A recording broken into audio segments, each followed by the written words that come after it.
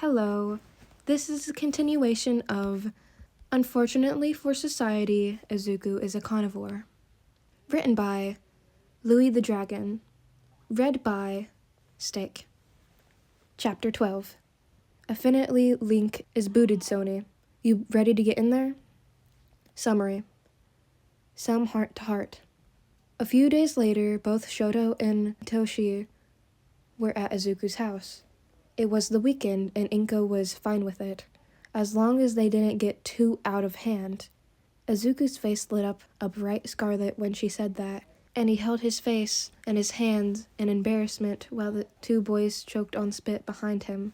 She then left them to go to a work potluck, leaving lunch in the fridge for them.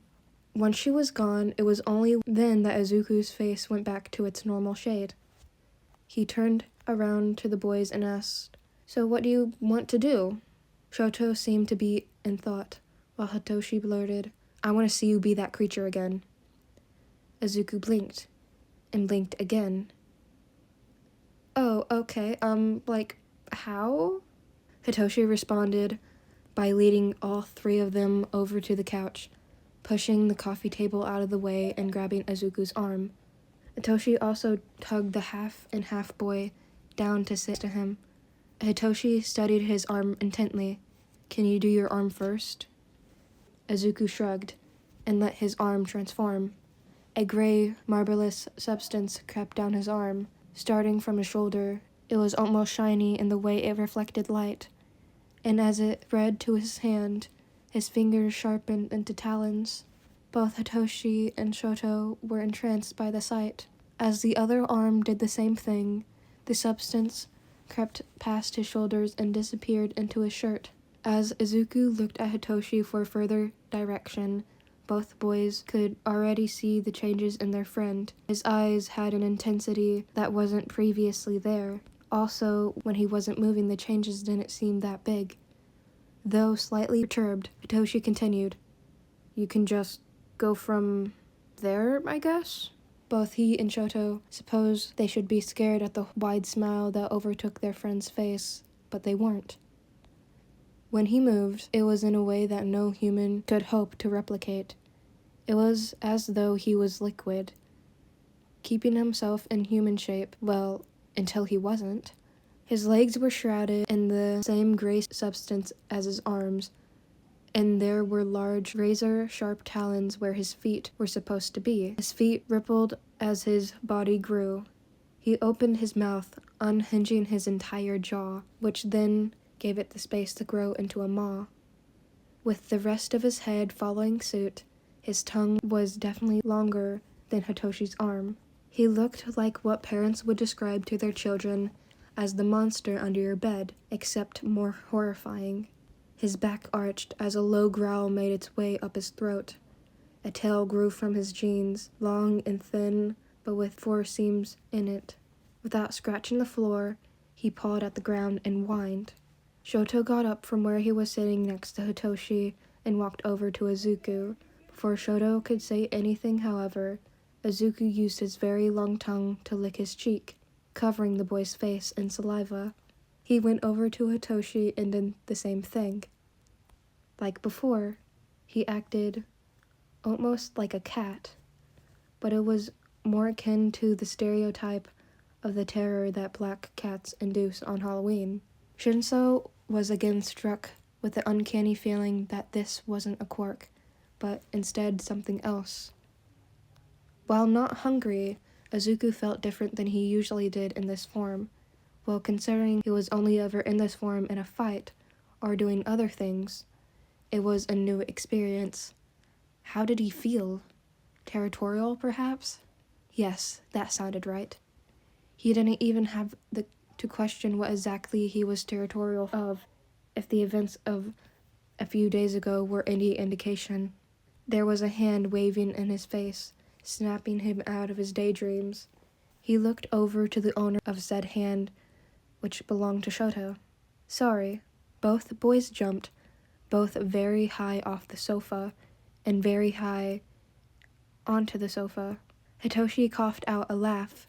Shoto just coughed, choking slightly. There was a delighted laugh reminiscent of a hyena coming from Izuku's direction, and both boys looked over to see Izuku doing a little dance and prancing in a circle to show his enjoyment and their reactions. Sorry. He turned back around to face them.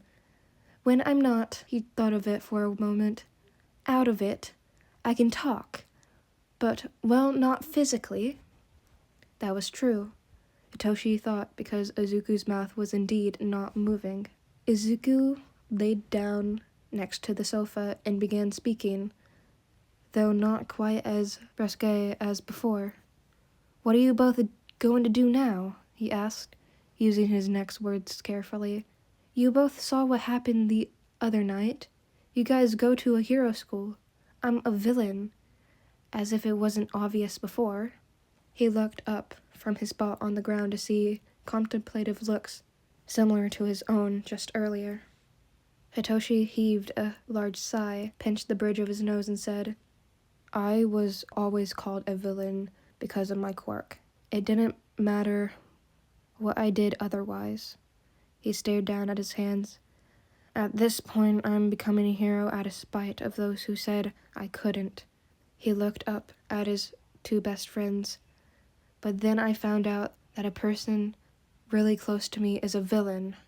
Not just because of his quirk, but because it's more freeing. Hitoshi looked conflicted, but in his eyes bore resolve. Is that true? He looked over to Izuku, who nodded and continued bobbing his head.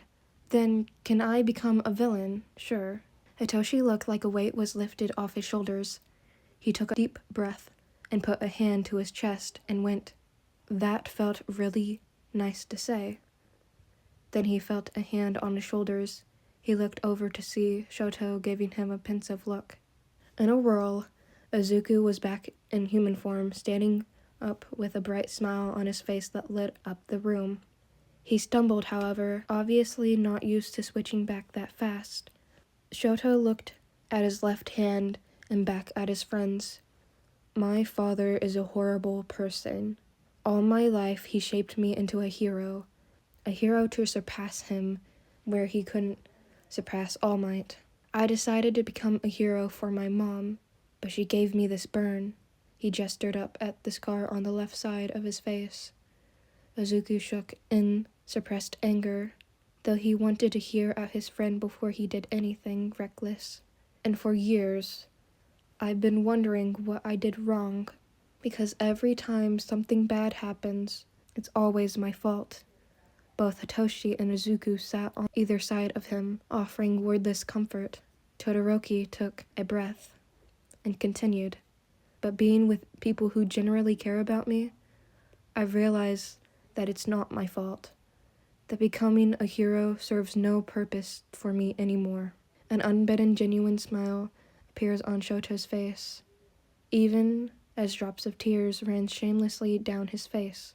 But I can be whoever I want to be, and I can do that with the people I love. Izuku couldn't take it anymore, and he tackled both of them in a hug, keeping the three of them together for minutes.